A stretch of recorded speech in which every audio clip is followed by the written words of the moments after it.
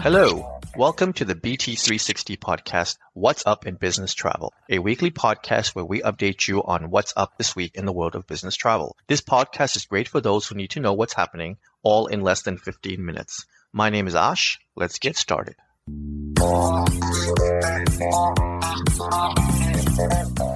It is Monday, September 22nd, and we have completed week 37 of 2025. As a reminder, BusinessTravel360.com is a great resource to take advantage of for everything business travel. Here, you can listen to the best podcasts in travel, take advantage of bonus points, and status match offers that the airlines and hotels are offering. Check all of this out at BusinessTravel360.com. Now, let's get to the headlines. Despite record numbers of travelers passing through the U.S. Transportation Security Administration checkpoints during the past year, coupled with the widespread flight delays in recent months, overall passenger satisfaction with North American airports on average has increased year over year. This is according to the J.D. Power 2025 North America Airport Satisfaction Study. This year's increase featured in each of J.D. Power's three sized airports, mega, large, and medium, largely were driven by improvements in the food and beverage sector, retail programs category, which increased 14 points year over year across all airport segments. Ease of travel through the airport has also contributed to the increases. Passengers in mega airports experience more crowding and longer wait times according to the survey. On average, 56% of passengers traveling through medium airports and 50% of those traveling through large airports spent 10 minutes or less getting through security. These passengers are also more likely to characterize the airport as mildly crowded or not crowded at all. Among mega airports, however, 23% spent 21 minutes or more getting through security, and 57% describe the airport as moderately crowded. The FAA is seeking $3 million in fines from Boeing over safety violations, including ones related to the Alaska Airlines jetliner losing a door plug panel on its fuselage in mid-flight. The proposed penalty is for safety violations that occurred from September 2023 through February 2024. That period includes the January 2024 blowout of the panel exit door on Alaska Airlines Boeing 737 MAX 9. In June, the NTSB said its 17-month-long investigation found lapses in Boeing's manufacturing and safety oversight, combined with the ineffective inspections and audits by the FAA.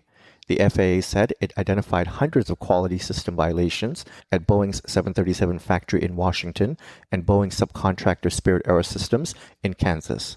Among other violations, the regulator also found that a Boeing employee pressured a member of Boeing's ODA unit, which is tasked with performing certain inspections and certifications on the FAA's behalf, to sign off on the 737 MAX airplane so that Boeing could meet its delivery schedule, even though the ODA member determined that the aircraft did not comply with applicable standards. The families of 4 passengers who died on the Air India crash in June have sued the aerospace manufacturer Boeing and Honeywell, blaming negligence and a faulty fuel cutover switch for the disaster that killed 260 people. In a complaint filed in the Delaware Superior Court, the plaintiff said that the locking mechanism for the switch could be turned off in error, causing a loss of fuel supply. They said both Boeing and Honeywell installed and manufactured the switch knew about that risk, especially after the FAA cautioned in 2019 about disengaged locking mechanisms on several aircrafts. The lawsuit maintains that the switches are in place in the cockpit where they are more likely to be pushed, which effectively guarantees that normal cockpit activity could result in the fuel cutoff. The lawsuit appears to be the first in the U.S. over the crash. It seeks damages for the deaths of 4 of the passengers who were among the 229 passengers who died. Investigators from India, the UK, and US have not conclusively determined the crash's cause.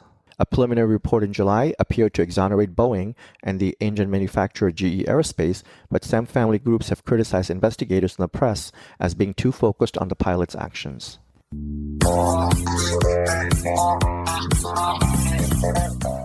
Now in news that impacts the travel industry. A number of air trips in August sold by U.S. corporate travel agencies declined for the 8th month in a row, according to ARC. August trips sold by corporate agencies, those with at least 70% self-reported corporate and government business, and settled by ARC declined almost 6.5% year over year. Total August U.S.-based air ticket sales settled by AirC exceeded 8.3 billion. Sales were up 2.5% year-over-year. Passenger trips for August were up 1% year-over-year to nearly 24.6 million. Domestic trips held steady at 15.7 million, while international trips reached 8.9 million, an increase of 2.6%. NDC transactions accounted for 20.8% of total AirC settled transactions, up from 18.8% a year prior. Almost 1,100 travel agencies reported NDC transactions.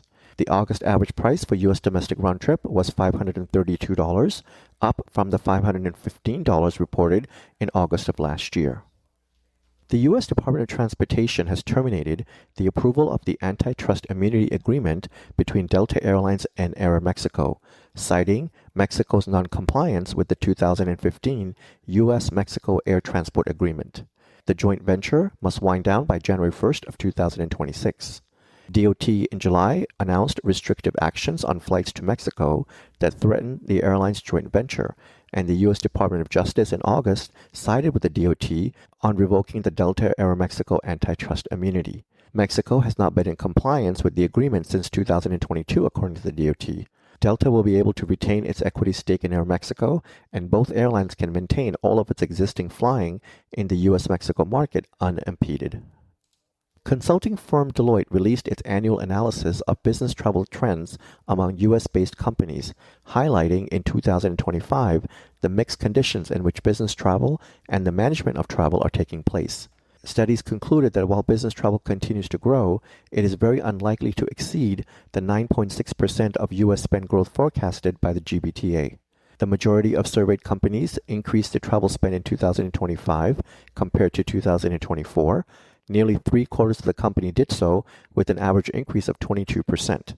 More than two-thirds predicted that 2026 travel spend will outpace 2025, with a slightly stronger increase of 23%. 10% of companies, however, cited reduced travel spending in 2025 compared to last year, with the average reduction landing at 28%. Buyers cited slightly better expectations for 2026, with 9% projected reduced spending, with a lower average reduction of 24%. According to the study, larger companies with bigger budgets were more affected by spend reductions in 2025, with 20% impacted by cuts and the average cut coming in at 35%.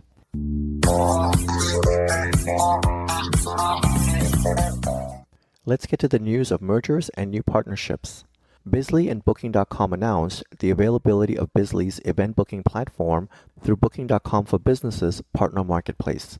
The partnership gives Booking.com for Business customers access to Bizly's global venue network of hotels, conference centers, private dining, co-working spaces, and venues for efficient group meetings and event bookings. It also enables them with Bizly's AI-powered venue sourcing tools, concierge support, and event management features. Bizly joins the like of Expensify, International SOS, and Traxo within Booking.com for Business's partner marketplace, a collection of business-adjacent providers that Booking.com for Business users can tap into as part of a well-rounded business travel and expense ecosystem. With the addition of Bizly, Booking customers gain another key pillar for managing travel and related spend. One World Alliance members Qantas and Malaysia Airlines have launched a codeshare partnership. Malaysia Airlines will place its code on 18 Qantas-operated domestic routes across Australia, while Qantas will place its code on Malaysia Airline flights between Kuala Lumpur and Australia, as well as on flights to Singapore and Malaysian destinations.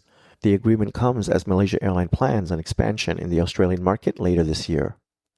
Globespan Travel Management has acquired the U.S. division of UK-based Key Travel Group.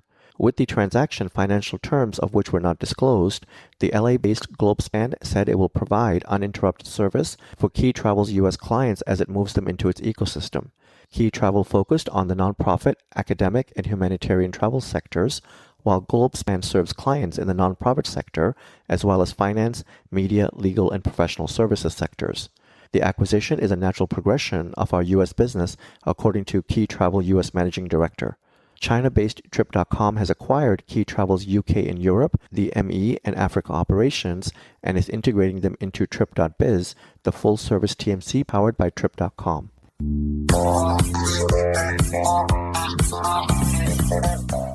And now, news of new travel services and improvements. Air India Express has officially become a member of IATA, underscoring the airline's commitment to global best practices in safety, operations, and customer service. This is a significant milestone at a time when it has been rapidly expanding its fleet, network, and partnerships. IATA represents 350 airlines from more than 120 countries, accounting for over 80% of global air traffic. A condition for IATA membership is the IATA Operational Safety Audit, which is the global standard for airlines operational safety auditing. Airlines would have to comply with over 900 standards in order to achieve the registration. Air India Express's IATA membership also allows the airline to participate actively in the IATA Billing and Settlement Plans, BSP, around the world, extending the global reach of the airline through IATA-accredited travel agents. With a growing fleet of 115 aircraft, Air India Express operates over 500 daily flights, connecting 41 domestic and 17 international destinations. Travel + Leisure is bringing its Sports Illustrated Resorts brand to Chicago. The hotel will be a conversion of the Virgin Hotel Chicago, which is located in the city's downtown Loop district. The conversion will retain the building's historical features while incorporating Sports Illustrated branding and sports-themed design elements. The hotel will get a new lounge and fitness center and a full-service restaurant and a sports bar. The Chicago location joins previously announced Sports Illustrated developments in Alabama and Nashville. The brand launched in 2023 through a partnership between Travel + Leisure and Sports Hospitality Ventures, with the initial focus of university towns with devoted fan bases. American Express is launching this week a new travel app for card holders. Within the app, which an American Express spokesperson said will be usable by commercial and small business card holders, as well as consumer card holders, travelers will be able to book flights, hotels, and transportation.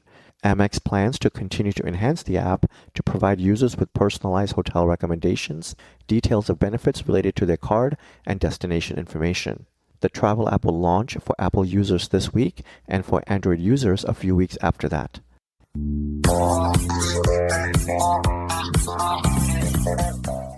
And finally, some technology news. SAP Concur has integrated Hotel Hub's hotel content aggregation technology into SAP Concur's Hotel Connector, which will enable travel management companies to improve access to their hotel content within Concur Travel. With Hotel Hub integration, TMCs can use its features within Concur Travel, including dynamic configuration and preferencing of both GDS and non-GDS hotel content, normalization and deduplication of hotel content, and PNR integration. Concur said joint customers of Concur and Hotel Hub have the implementation process underway for the integration, and the first launch should happen in the first quarter of next year.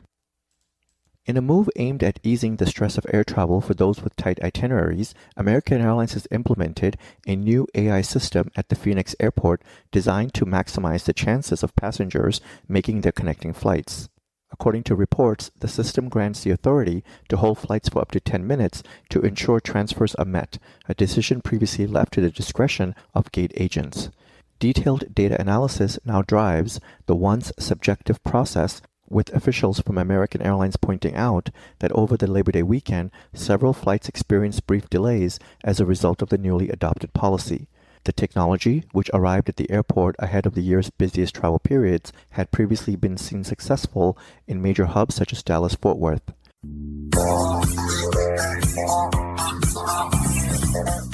With that, thank you for joining us, and I would like to ask you to tune in again next week on Monday morning to get your weekly update.